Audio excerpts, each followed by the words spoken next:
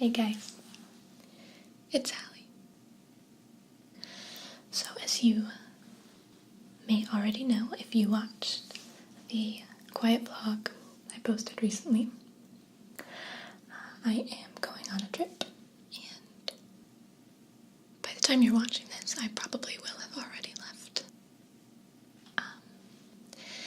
And as I mentioned, I wanted to try and shoot a few simple, slightly shorter ASMR videos to edit and release throughout the length of my trip so that even though I'm gone, you guys don't have to miss out on any content. So I figured the first video that I would do would be another reading video where I read from the classic fairy tale treasury. I believe this will be the fourth installment of this little reading series I've been doing. You guys have all seem to really enjoy it and continue requesting it. So I thought this might be a good way to start out the week or 2 weeks that I'll be gone.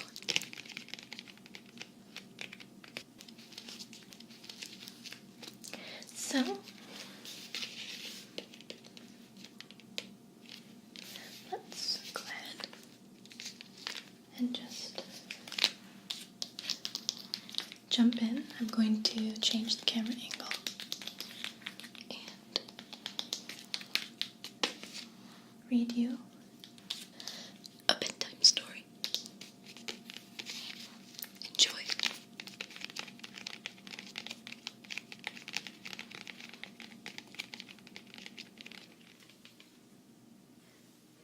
Okay.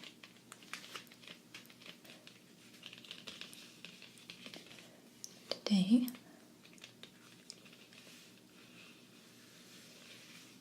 I think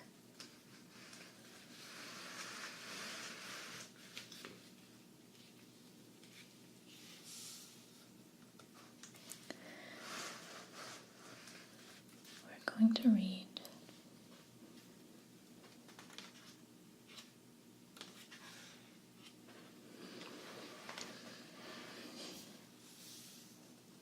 Little Red Riding Hood.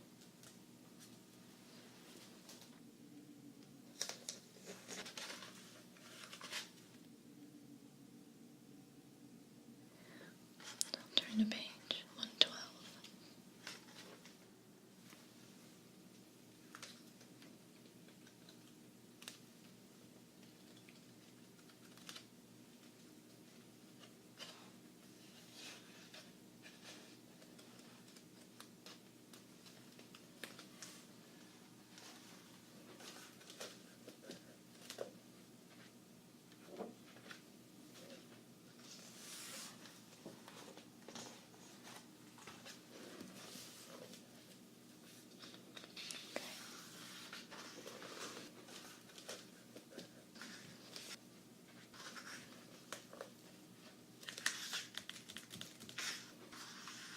Little Red Riding Hood.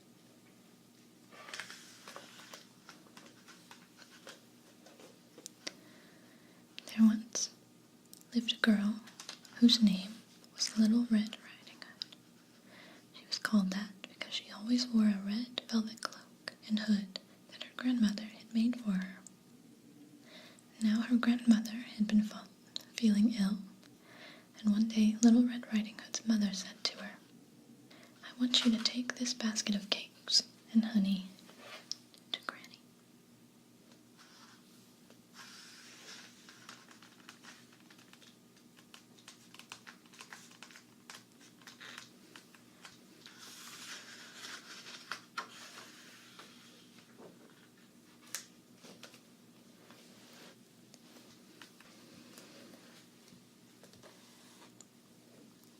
"Now go straight to Granny's," her mother told her, "and be sure you don't speak to any strangers on the way."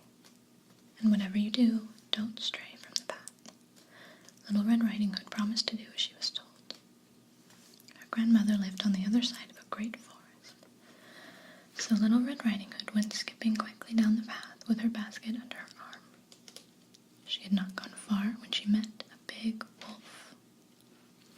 "Good morning, Little Red Riding Hood," said the wolf. "Where are you going in such a hurry?"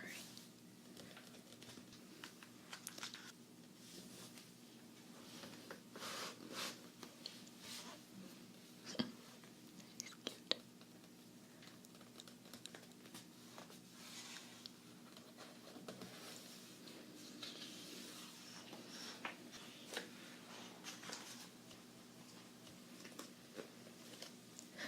Little Red Riding Hood did not know what a wicked creature the wolf was, so she replied politely, "I am going to see my grandmother. She has been ill, and I am bringing her this basket of cakes and honey." "How nice," said the wolf. But to himself, he thought, "What good luck. If I am clever, I can have both Little Red Riding Hood and her grandmother for supper."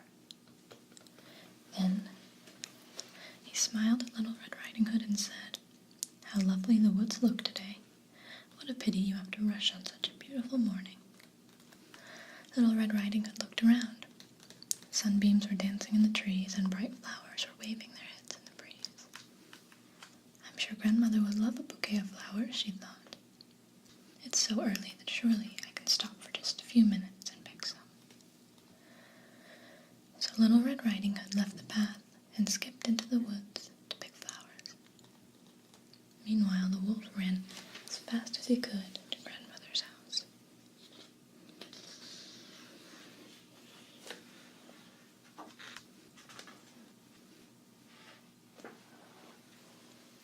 When the wolf reached grandmother's house, he knocked on the door.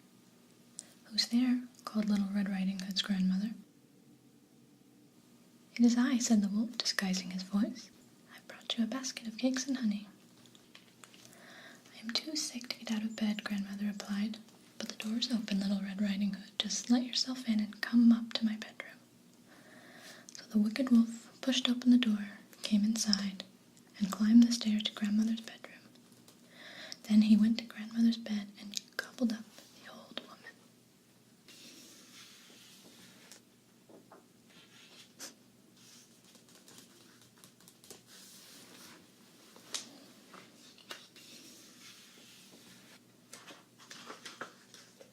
Then the wicked wolf pulled one of grandmother's flannel nightgowns over his head, even though it was much too small for him. Next, he put on grandmother's warm woolen dressing gown. He even took grandmother's spectacles and stuck them on the end of his long nose. Then the wolf looked at himself in the mirror.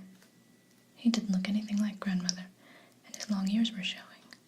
So the wolf put on grandmother's lace nightcap to try to hide them. Then he climbed into grandmother's bed, drew the covers over his nose, and settled back to wait for Little Red Riding Hood.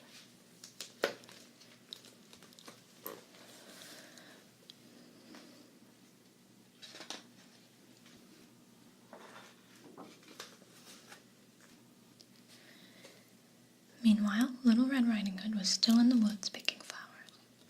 Every time she picked one, she seemed to see a prettier one just a little ways off, and so she strayed farther and farther from the path. When she had picked so many flowers that she could not hold even one more, she returned to the path and headed again for grandmother's house. When Little Red Riding Hood arrived, she was surprised to find the door open. "Hello," she called. "Grandmother, it's me." "Just come in," came grandmother's voice. "I am too ill to get out of bed." How strange her grandmother's voice sounded. She must be very ill, thought Little Red Riding Hood. So the little girl ran up the stairs to her grandmother's bedroom.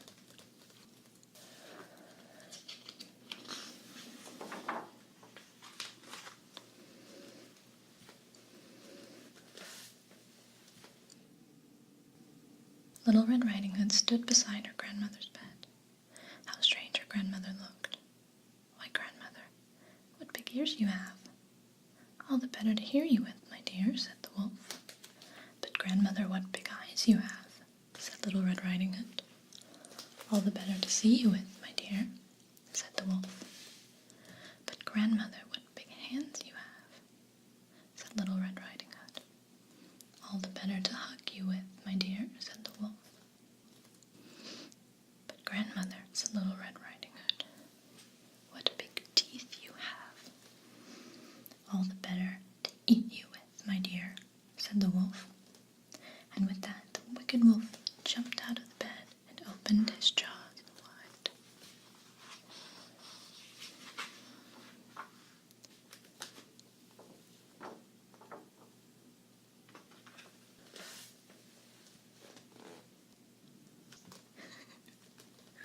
Jason.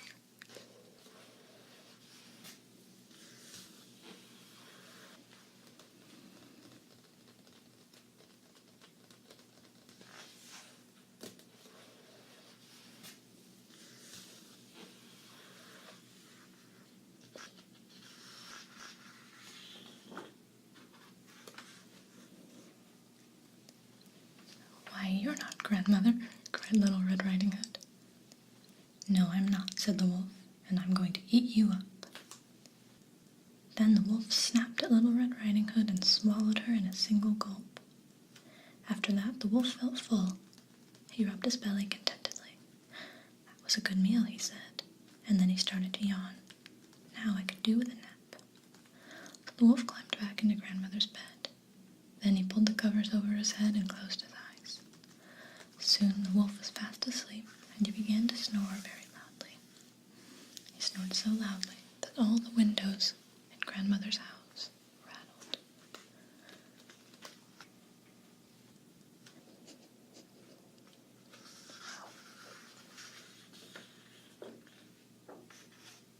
Toward evening, a huntsman came walking by and heard the wolf snoring. That is strange, he thought to himself. The old woman is snoring awfully loudly. I wonder if she is all right. So the huntsman walked up to grandmother's house. To his great surprise, the door was wide open. Hello, hello, called the huntsman. Is anybody home? But there was no answer. The wicked wolf was sleeping too soundly to hear the huntsman. I'll just go in and make sure everything is all right, the huntsman thought. So he went inside and tiptoed up the stairs. As he climbed the stairs, the snoring grew louder and louder. The huntsman followed the snoring all the way to grandmother's bed.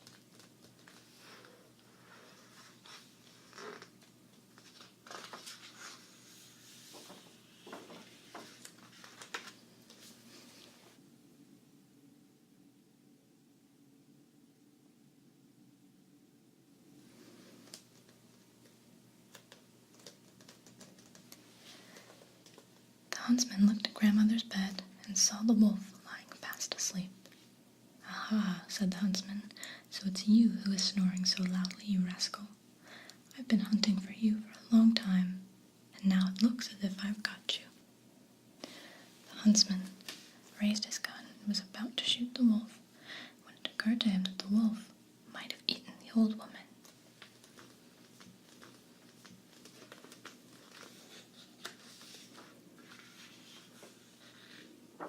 So the huntsman took a knife and cut open the wolf.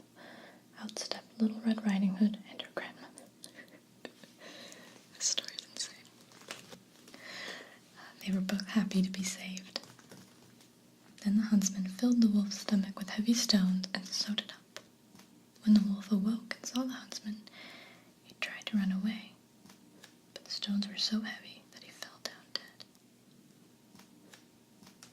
Then the huntsman, Little Red Riding Hood, and grandmother ate all the delicious cakes and honey that Little Red Riding Hood had brought.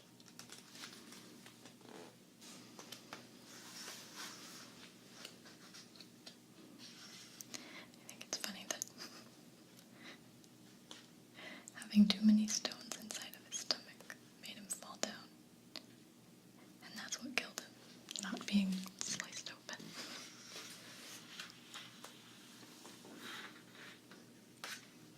Soon, grandmother was feeling well again, and Little Red Riding Hood started home. When she returned, Little Red Riding Hood told her mother everything that had happened. Never again will I speak to strangers, or stray from the path when you have told me not to, she said. Her mother hugged her tight. I'm sure you won't, she said. And Little Red Riding Hood never did. The end. I guess that's the moral of the story. Don't talk to strangers or stray from the path if your mom tells you not to. Otherwise you'll be swallowed whole by a wolf, and so will your grandmother.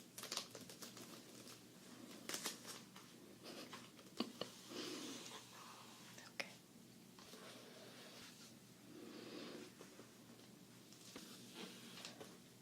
Well, that concludes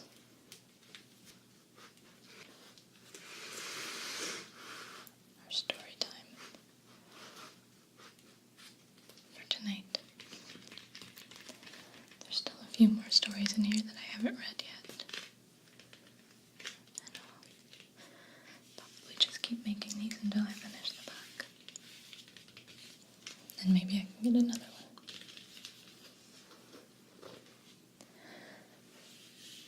I hope that you guys have enjoyed.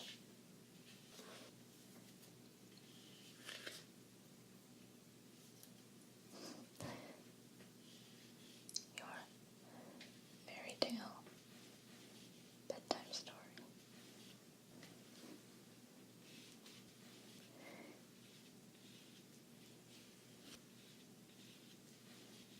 And as always, I wish you restful sleep and pleasant dreams.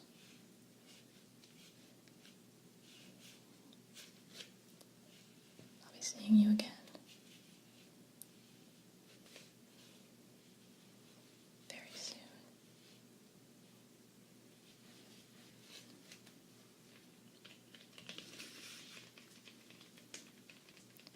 Good night.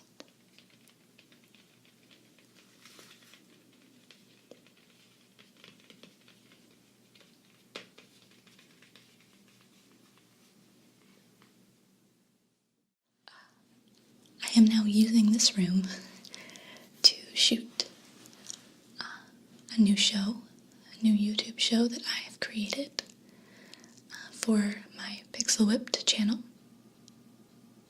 And so I've had to kind of rearrange things a little bit. You can't see this, but this wall right here, sort of in front of me and to my left, is kind of like a little set that I created for this new show. I painted the wall and painted a couple set pieces and rigged some stuff up.